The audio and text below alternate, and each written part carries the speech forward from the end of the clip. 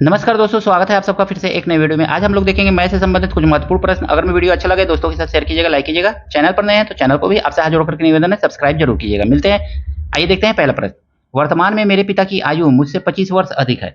देखिए, वर्तमान में इस समय वर्तमान समय की बात कर रहे हैं, तो मान लीजिए कि मेरी आयु x वर्ष है और मेरे पिता की आयु 25 वर्ष अधिक है, तो x प्लस 25 वर्ष हो जाएगा।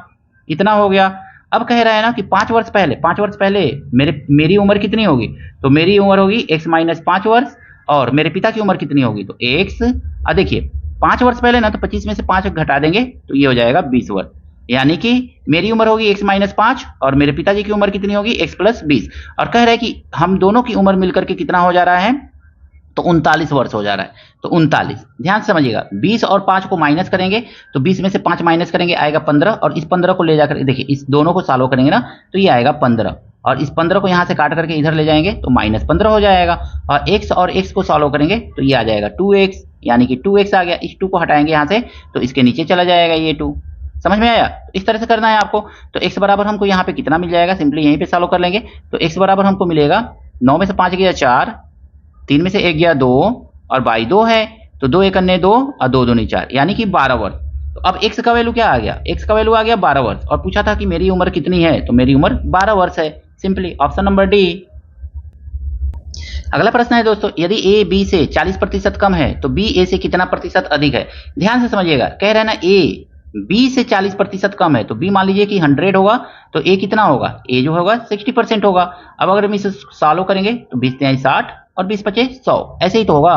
तो a जो है b से कितना अधिक है, सॉरी a जो है b से कितना कम है, ऐसे पूछ रहा है कितना प्रतिशत अधिक है। सॉरी,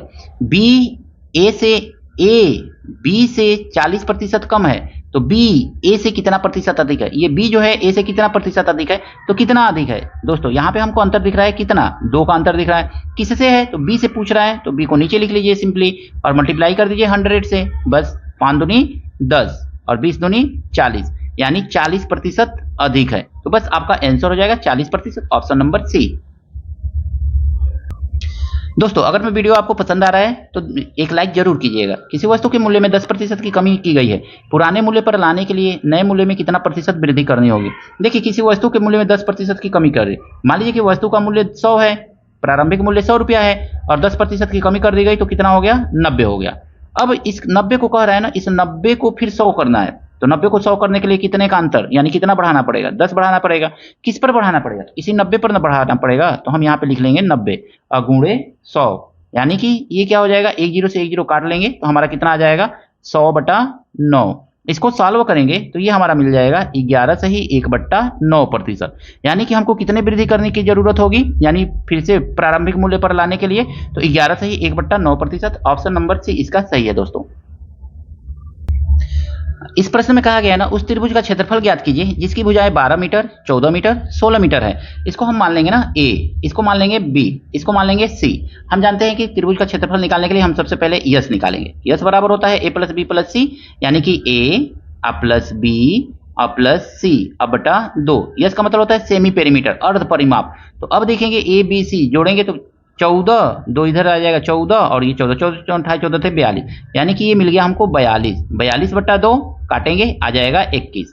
अब हमको यस माइनस ए फाइंड करना है। यस माइनस ए बराबर देखेंगे तो 21 माइनस 12 कर लेंगे, कितना मिलेगा हमको, तो 21 में से 12 माइनस करेंगे तो कितना आएगा, 11 में से 2 गया 9 मिल जाएगा। इसी तरह से यस माइनस बी हम फाइंड करेंगे तो यस माइनस बी कितना मिलेगा, तो 21 माइनस 14 कर लेंगे तो हमको मिल जाएगा 7। आप डायरेक्ट भी कर सकते हैं। और इसी तरह से यस माइनस सी यहाँ पे कर लीजिए, तो यस माइनस सी, यस कितना है, यस का वैल्यू है 21 और सी का वैल्यू है 16, तो कितना मिल जाएगा, ये 4 और 1 5 मिल गया। यानी S minus A, S minus B, S minus C हमको यहाँ पे देखने को मिल रहा है, इतना है। अब त्रिभुज का क्षेत्रफल क्या होता है, तो त्रिभुज का क्षेत्रफल होता है यस ब्रैकेट में यस माइनस ए, फिर ब्रैकेट में यस माइनस बी, फिर ब्रैकेट में यस माइनस सी। ये फार्मूला होता है और रूट कर लीजिए, तो बस इतना यूज करना है आपको। अब देखिए यस का वैल्यू कितना था 21, मल्टीप्लाई यस माइनस सी कितना आया है 9, मल्टीप्लाई यस माइनस बी कितना आया है 7 और मल्टीप्लाई यस माइनस सी कितना आया है आपका 5 आया है। इसको रूट अगर में करेंगे ना तो देखेंगे दोस्तों यहाँ पे हमको क्या मिलेगा। देखिए 21 को हम क्या लिख सकते हैं, 7 गुणे 3 लिख सकते हैं, 7 गुणे 3 लिख सकते हैं ऐसे। अब देखिए एक साथ यहाँ पे दिख रहा है ना, एक साथ यहाँ पे दिख रहा है, तो हमको सिंपली यहाँ पे 7 कॉमन आ गया, मतलब रूट में से निकल जाएगा 7। फिर 9 दिख रहा है ना, तो हमको 9 का रूट निकालेंगे तो 3 मिल जाएगा। तो किसका पेयर नहीं बन रहा है? 3 का नहीं बन रहा है और 5 का नहीं बन रहा है, तो ये तो रूट में ही रह जाएगा ना, 5 आई 15। अब 7 तरीके कितना हो जाएगा? तो 7 तरीके 21 और रूट हमको 15 मिल गया, क्या? Metre square. ये हो गया आपका विषमबाहु त्रिभुज का क्षेत्रफल। ऑप्शन नंबर कौन सा सही है? तो ऑप्शन नंबर ए इसका सही है दोस्तों इस प्रश्न में कहा गया है ना 1280 की राशि पर 5% वार्षिक दर से 3 वर्ष में प्राप्त साधारण ब्याज ज्ञात कीजिए। देखिए हमको साधारण ब्याज पूछ रहा है, तो साधारण ब्याज के लिए क्या होता है? एसआई बराबर पी, 1280 रुपया है तो P इंटू आर कितना है? 5% है और समय कितना है? तो 3 वर्ष का समय दिया गया है। अब आई लिख लेंगे 100, 10 से 10 काट दीजिए, 5 से काटिए 5 दूनी 10 और 2 से काट दीजिए 2 छक्के 12 2 चौको 8। इसको मल्टीप्लाई कर लीजिए, 3 चौको 12 और 3 छक्के 18 और 1 19, यानी 192 रुपया आपको क्या मिलेगा? साधारण ब्याज के रूप में मिलेगा। ऑप्शन नंबर सी इसका सही है। अगला प्रश्न दिया गया दोस्तों, एक राशि पर 3 वर्ष के अंत में 15% वार्षिक दर से चक्रवृद्धि ब्याज 6500.52 रुपया है, राशि ज्ञात कीजिए। जब भी ऐसा प्रश्न देना तो आप कुछ मत कीजिए, फार्मूला लिख लीजिए, ट्रिक उड़ के पीछे मत भागिए, ट्रिक भूल जाएगा।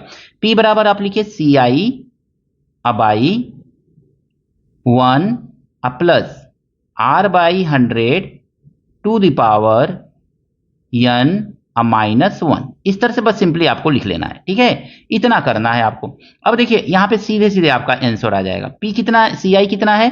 तो ये है आपका 6510.52। अब बट्टा यहाँ पे हमको क्या लिखना है? ध्यान से समझिए, इसको हम सॉल्व करेंगे। देखिए 15% है ना, तो हम लिखेंगे 15% का मतलब हो गया 15/100 और 5 तिहाई 15 और 5 दूनी 10 20। अब 20 करने 20 और 1 20 और 3 23 हो जाएगा। तो 23 बट्टा कितना आ जाएगा? 23/20 आ जाएगा, का होल क्यूब आएगा, यही तो आएगा ना।